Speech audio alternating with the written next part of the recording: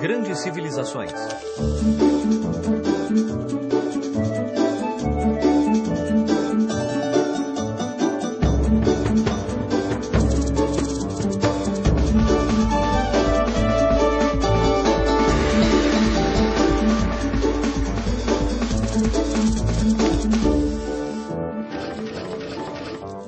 A Grécia Antiga, primeira parte. A beleza é... Bom, é linda. Mas o que é beleza? O que é que atrai o nosso olhar para algo que é belo? Essa foi uma pergunta à qual os gregos antigos dedicaram muito tempo, estudo e trabalho. Os antigos gregos acreditavam que uma vez que os seres humanos são os únicos seres vivos capazes de apreciar a beleza e os únicos capazes de criá-la, então a beleza pode ser encontrada dentro de nós e criada por nós. Além da habilidade de criar beleza, os seres humanos também podiam criar virtudes. A virtude é uma capacidade especificamente humana e consiste em querer alcançar a perfeição em cada aspecto da vida. Ou seja, os seres humanos deviam cultivar a beleza e a virtude, e essa era uma ideia muito profunda. Aliás, se há uma coisa que os antigos gregos fizeram bem, foi desenvolver grandes ideias. De fato, muitos dos princípios da sociedade moderna e o modo como o mundo é visto e pensado hoje foram influenciados por essas pessoas que viveram no Mar Egeu há 2.600 anos. A Ilíada e a Odisseia. Existem duas histórias muito importantes que contêm a essência do espírito grego. Tcharam! A Ilíada e a Odisseia. Assim como alguns filmes ou livros são hoje muito populares, na Grécia Antiga, estas foram as histórias que todos contavam. Eram histórias épicas, com antigos guerreiros que usavam armaduras reluzentes e capacetes de bronze decorados com crinas de cavalo. Eles lutavam bravamente uns contra os outros pelo amor de uma bela dama. Obrigado, obrigado. Eu sou Homero e não só criei as maiores histórias do meu tempo, mas também escrevi muitos poemas. Eu não sou demais. A Ilíada narra a história de uma famosa guerra, a Guerra de Troia. Ela durou 10 anos e começou com um concurso de beleza. Acontece que Paris, príncipe de Troia, foi nomeado um dos jurados para eleger a mais bela das deusas.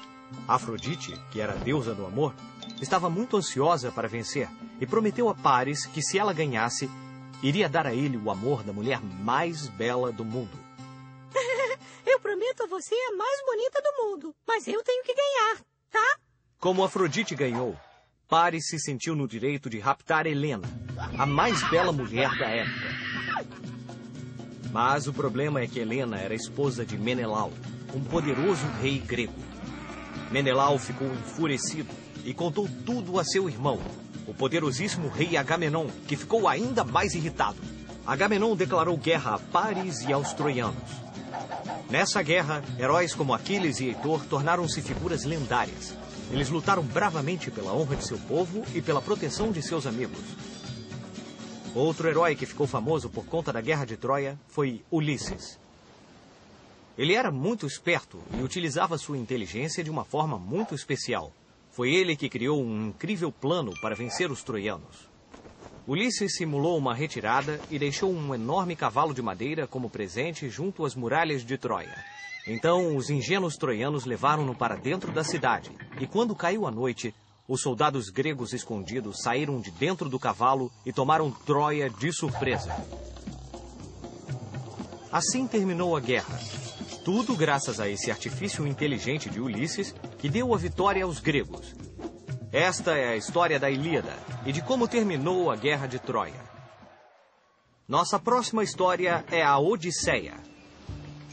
Esse livro narra as aventuras de Ulisses, que demorou 10 anos para poder voltar à sua terra natal. Ulisses viveu aventuras incríveis. Lutou contra monstros marinhos, sereias sedutoras, gigantes de um olho só, bruxas malvadas e muitas outras peripécias. Vamos voltar um pouco para falar de quem escreveu essas duas histórias que são a base de toda a literatura ocidental. Bem, acredita-se que foram narradas pela mesma pessoa, Homero, um poeta cego. Infelizmente, ainda sabemos muito pouco sobre esse misterioso trovador, mas ele continua influenciando nossa forma de contar histórias há milhares de anos. Atenas. O reino da Grécia Antiga não era tão organizado como o país é hoje. Na verdade, a cultura grega foi a soma de muitas cidades individuais e de um grande número de povos independentes. Não houve da cidade capital, onde toda a riqueza e poder estivesse concentrado, como houve no Egito e na Pérsia naquele momento. Cada cidade, a polis, tinha seu próprio governo, mas todas tinham acordado que faziam parte do mesmo grupo, o que chamamos de Grécia Clássica. Havia milhares de polis espalhadas ao longo de toda a costa do mar Mediterrâneo. Mas quem quisesse realmente estar na crista da onda no século V a.C., sem dúvida deveria dar uma volta por Atenas. Atenas foi uma das cidades mais importantes e hoje é o símbolo da cultura grega. A Acrópole era o lugar onde se construíam os edifícios mais importantes. Esse é o imponente Partenon, um dos templos mais admiráveis da Grécia Clássica, destinado a honrar a deusa Palas Atena, protetora de Atenas e cujas virtudes eram a inteligência e a sabedoria. Esse monumento foi construído como parte de um grande projeto de Péricles. Eu não quero me gabar, mas eu, Péricles, sou o maior governador que Atenas já teve. Péricles pensou que a melhor maneira de honrar a deusa Palas Atena era fazer de Atenas o lugar ideal para os filósofos, os artistas e os cientistas da época morarem e trabalharem. Sócrates, Platão e Aristóteles viveram em Atenas. 3 grandes filósofos que ainda são considerados alguns dos mais inteligentes do mundo. Atenas foi o primeiro lugar do universo onde se começou a desenhar a ideia de uma democracia, que significa governo do povo. A ideia dos atenienses era criar um governo no qual todos os cidadãos livres participassem das decisões e pudessem debater seus resultados.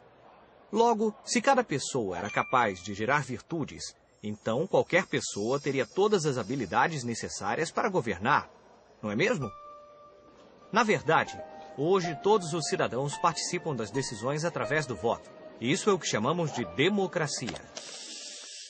Esparta. Na península do Peloponeso viviam os espartanos, um povo temido que dedicava sua vida à arte da guerra e cuja maior virtude era a valentia. Se você fosse espartano, sua preparação para a guerra começaria muito cedo na vida. Para começar, por lei, os espartanos deviam ser fortes e saudáveis. Em outras palavras, se alguma criança nascesse com algum problema físico, seria jogada de uma montanha e deixada à mercê de animais selvagens. Mas se tivesse a sorte de nascer sadio, começava desde muito jovem na escola de combate. E a participação no exército começava aos 20 e ia até os 60 anos. Cara, esses espartanos eram bem valentões como super-heróis.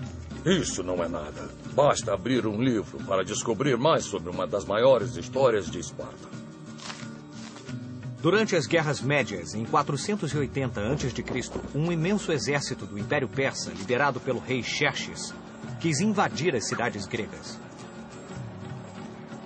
Apenas 300 espartanos, liderados pelo rei Leônidas, enfrentaram milhares de soldados persas. Apesar da esmagadora desvantagem, os 300 valentes espartanos conseguiram conter o avanço dos inimigos e assim houve tempo para que os outros gregos organizassem a resistência. Nenhum dos espartanos sobreviveu a este combate, mas eles alcançaram seu objetivo e os persas foram finalmente derrotados. Nossa!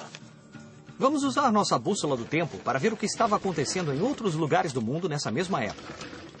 Enquanto os persas tentavam destruir as prósperas cidades-estado gregas, o que estava acontecendo nas outras costas do mar Mediterrâneo? Nesse mesmo tempo, os hebreus estavam reconstruindo o templo de Jerusalém. que havia sido destruído pelo rei da Babilônia, Nabucodonosor II, havia uns 100 anos. Nabucodonosor havia capturado os hebreus e os fizera escravos. Mas um dia vieram os persas e os libertaram. Os mesmos persas que queriam destruir os gregos? Isso, esses mesmos persas.